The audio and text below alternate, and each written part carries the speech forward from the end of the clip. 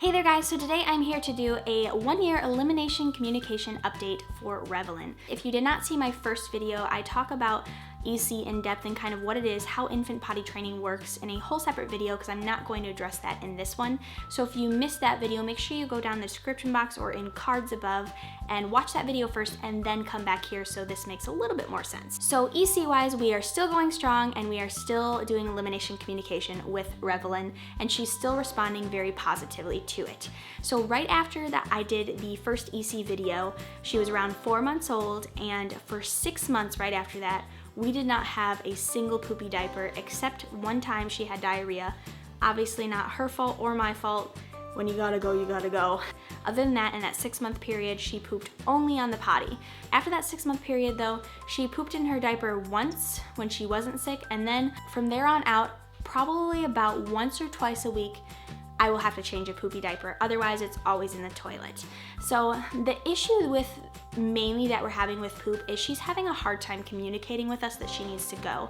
We use the toilet sign with her. She's picked up on baby signs for all done, more, and please, but she has not picked up on toilet. And I think the reason is that toilet is too similar to all done. So Revelynne has always done baby signs with both hands, even if it is only a one-handed sign. So for please, she rubs both of her hands on her stomach and on her chest instead of just one hand. And so I think that part of the problem is that sometimes she is trying to sign that she needs to go potty, but I'm thinking it's all done because a lot of times she'll need to go to the bathroom while she's eating. And so I'll just think, oh, she's all done eating. So I'll clean her up, put her down, and then she'll start pooping in her diaper. And so really, it wasn't that she was all done eating, she just needed to use the potty. Last week or so though, she has started showing different ways that she needs to go to the bathroom, but they seem to always be different. Like one time she was patting her stomach. She always comes up to me, like even if she does poop in her diaper, she stands in front of me and then starts doing it. It's part of me just not noticing that that is what she's trying to tell me. You know, she's 1 year old, so 1-year-olds scream sometimes, and so that doesn't necessarily mean to me, oh, you just like yelled at me, maybe you need to poop. So right now I think what we need to focus on is switching the sign to something completely different from any of her other baby signs so that she can learn how to tell she needs to go properly.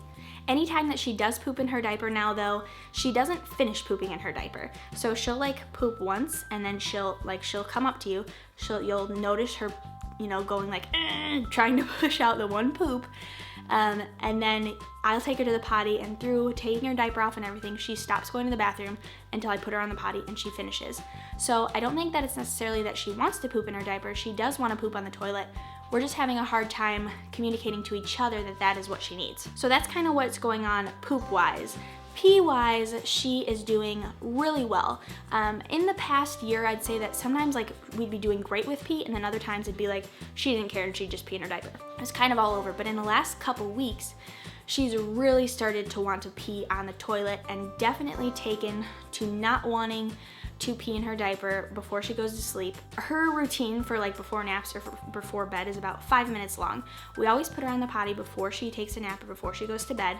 Sometimes she'll go on the potty and she won't need to go to the bathroom, so she won't do anything, she won't pee. After her little routine before sleep, I'll lay her down and she won't go to sleep. For a while I was like, what is the problem? She won't sleep. And so finally I'd go put her on the potty, she'd pee, and then I'd put her back on, put her back down, she'd go to sleep. So sometimes within that 5 minute kind of getting her winded down for a nap or for bedtime, she realizes she needs to go pee, but she will not do it in her diaper if she is about to go to sleep.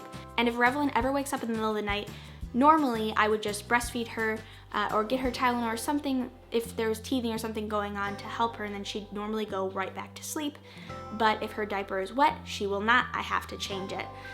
Now last night, she actually went 9 hours dry. So she went down dry, she woke up dry, sat on the potty, went pee, then went right back down till about 12 hours of sleep.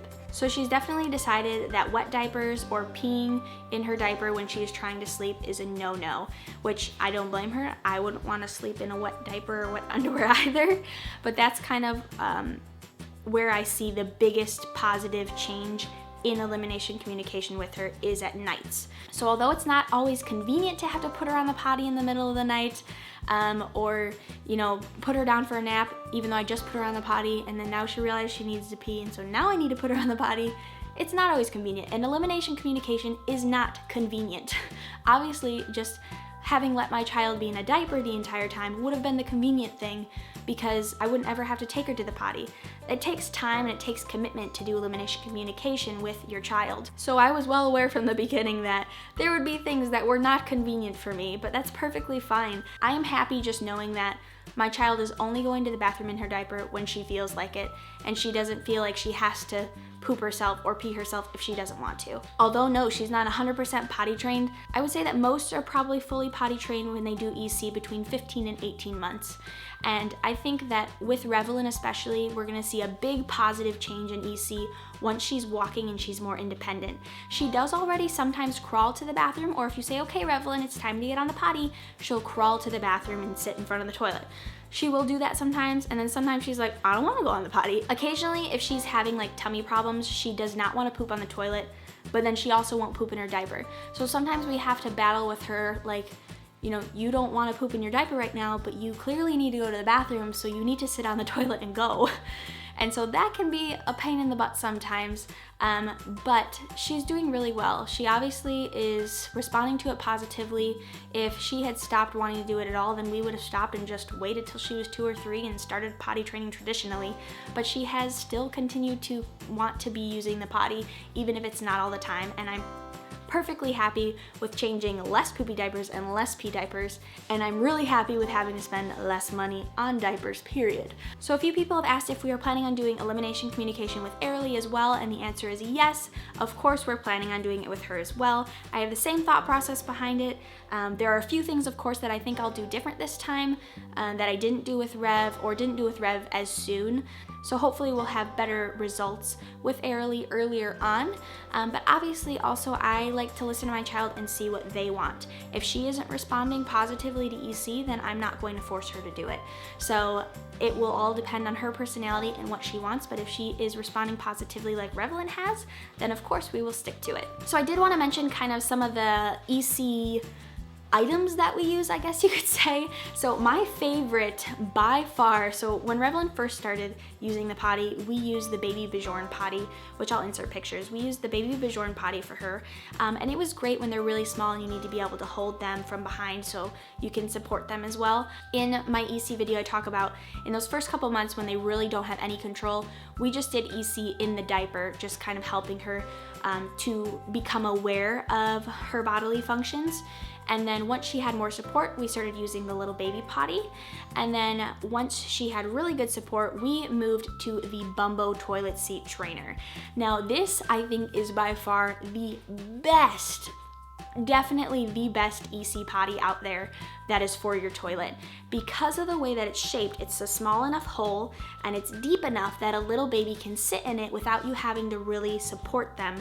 Because with most potties that are on the toilet, you have to physically hold them or they may fall over, but with this potty, you can set them on there and they're perfectly fine.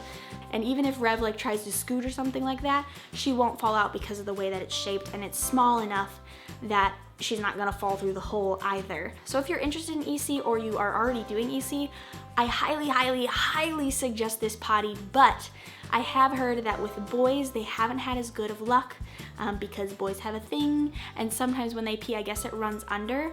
So you may wanna just test and see, read the reviews really well before you decide if you are ECing a boy. Revelynne literally hates any other potty but that one as well, which I can see why, because that potty is also like squishy, it's very comfy, and the other potties just aren't. And so when she sits on it, I have to hold her on pretty much any other potty, and she's just very uncomfortable, and obviously I don't want her to be uncomfortable using the bathroom.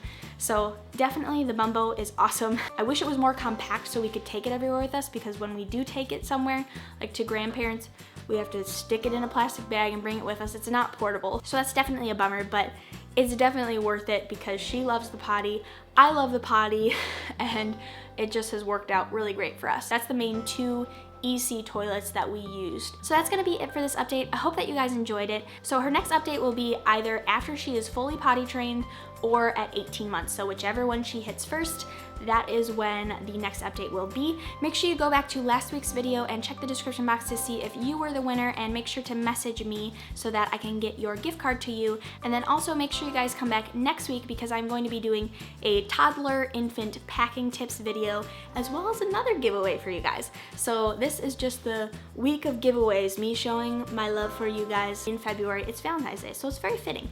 So I will see you guys next week as always. Bye. So in case you guys don't know, I know we have a lot of new viewers. Levi is actually my retired service dog. I have PTSD, anxiety, panic attack disorder, OCD, and I used to have depression. I don't really have depression anymore, just kind of randomly comes and goes. I also pretty much always get a question of why do you have PTSD, what happened. In the description box below is a blog post of my life story if you guys want. So she'll like poop once and then she'll come up to you. You'll notice her